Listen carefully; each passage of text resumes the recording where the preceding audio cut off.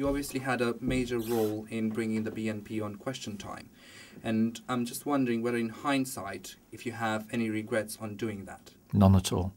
And what about the media backlash after Question Time? Not everybody was particularly happy about how the BNP were treated. Some say they were attacked and put in a corner. Well, the truth of the matter is there was a media frenzy both before the broadcast, during it and after. And we always knew it would be a controversial decision. But it was a decision we took monitoring the situation over many months. And the reason why I have no regrets is because the reason why they were invited, and Mr. Griffin appeared as their leader, was because in the criteria we have for Question Time, which is a premier political discussion programme, minority parties that are allowed to stand in elections and get a certain level of vote get appearances on Question Time. And they had met that threshold with the 2 European MPs and their 6% share of the vote, around 1 million votes, at the last European election. So the BBC would have been saying, yes, you meet the threshold, but we don't think you should be on.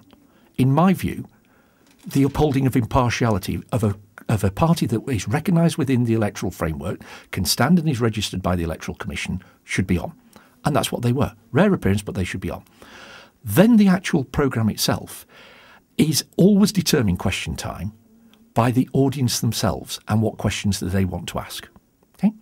And sometimes, it's rare, but sometimes the programme is wholly dominated by one issue. I remember a programme actually in Grimsby, just up the road from here, was dominated by MPs' expenses. So was one in Salisbury. This one was dominated by what the audience wanted to ask, which was questions dominated around race, immigration, and that's why the dominance of the programme was around that. But Jack Straw, Baroness Wasi, Chris Huhne, they were all involved and engaged in that, and so was Nick Griffin. And there were some complaints by some of the audience that it was, veered towards him. But actually, I think it was brilliantly chaired and was an engaging watch and part of the democratic process of Britain. Speaking of politics, in September this year, Greg Dyke, which is the former BBC Director General, said that the BBC management and political journalists were part of a conspiracy to prevent radical political change in the UK. What's your opinion on that? Ask him about it and for him to explain himself. I mean, he's obviously a colleague of mine for many years when I was working with him on the management team when he was Director General, so I'd want to understand what he has behind it. Just say again what he said. BBC management and political journalists were part of a conspiracy to prevent radical political change in the UK. Okay. I think what he's getting at there was he wanted, when he was Director General, when he was reviewing political coverage by broadcasters and especially the BBC, to fundamentally look at how it could engage with audiences that were not engaged with politics. Okay, and thought that a kind of play safe or traditional way of doing it was not sufficient. Now, whether it was a conspiracy, I think that's far too hard a word, and I wouldn't support it.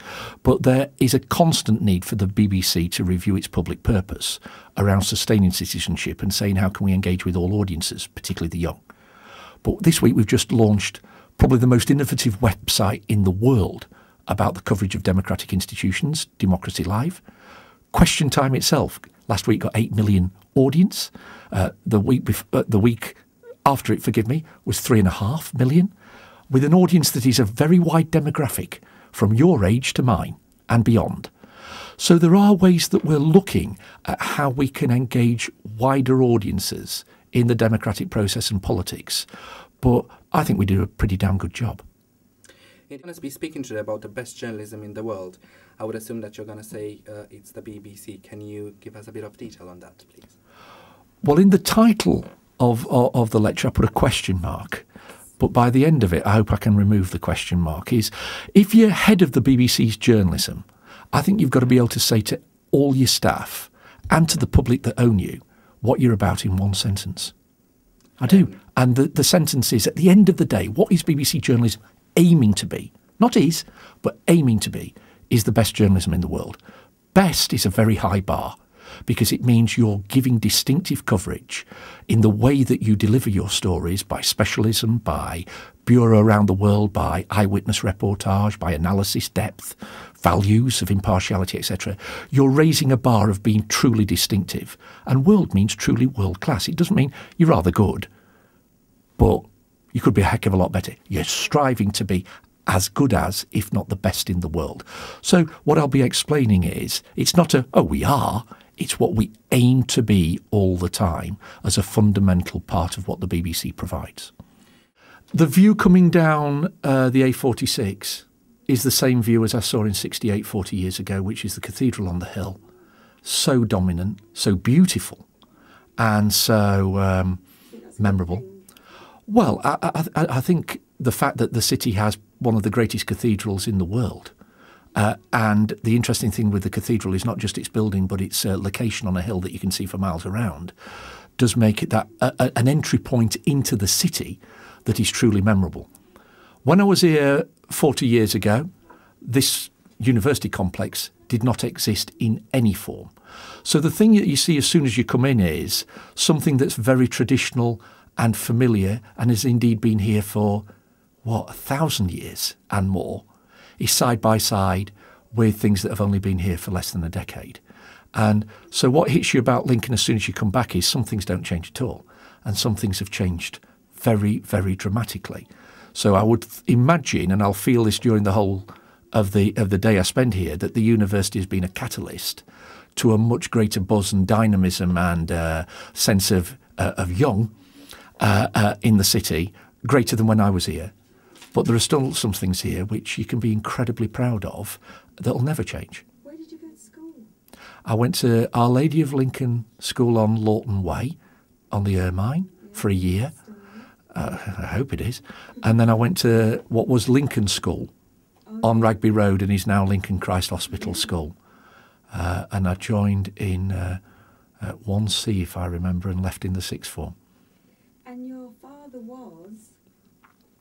was he the High Sheriff? No, Chief Constable. Chief Constable? He came here in 68 as Assistant Chief Constable, and then in 73 became Chief Constable. Asking from people that are training to be journalists, how did you manage to work your way up from being just a temporary holiday staff member to being in such a high position now? Graft, passion, learning, watching.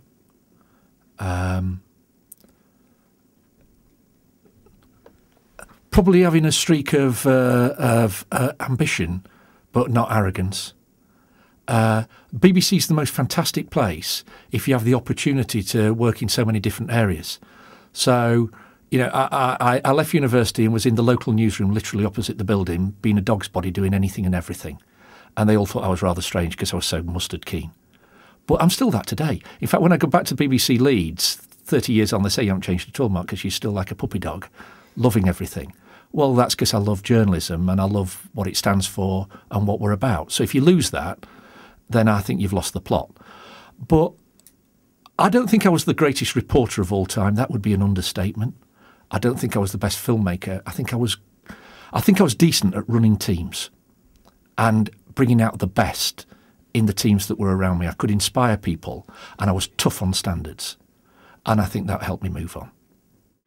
Do you sometimes read the newspaper in the morning and there's a story attacking the BBC and you sort of think, here we go again? How do you deal with that, both professionally and on a personal level as well? Well, the very style of the question shows actually that for me, you know, people rightly don't care about that, but also don't recognise just how big it is, what's in the papers. When I get into London, I live outside London, I travel on the train, I read 3 or 4 newspapers, but I'm looking at news stories then and leader columns and op-eds and seeing what people are taking on the big stories. When I get in to the office, I have a pack of what the BBC is featuring in newspapers, and it's usually about 100 pages, okay, every day.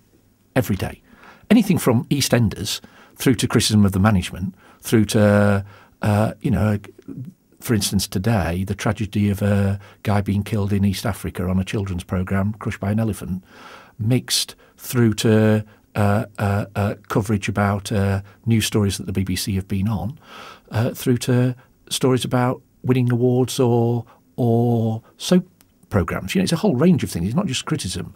But if you're driven by that and driven by what the papers are saying, you're absolutely mistaken in how you should be leading the organisation. If you're immune from it and never look at it, then I think that's a mistake too. So it's not that you're literally waking up in the morning thinking, what have they got, what have they got? But you've got to be alert to what the newspapers are saying about the BBC. And that's what I do.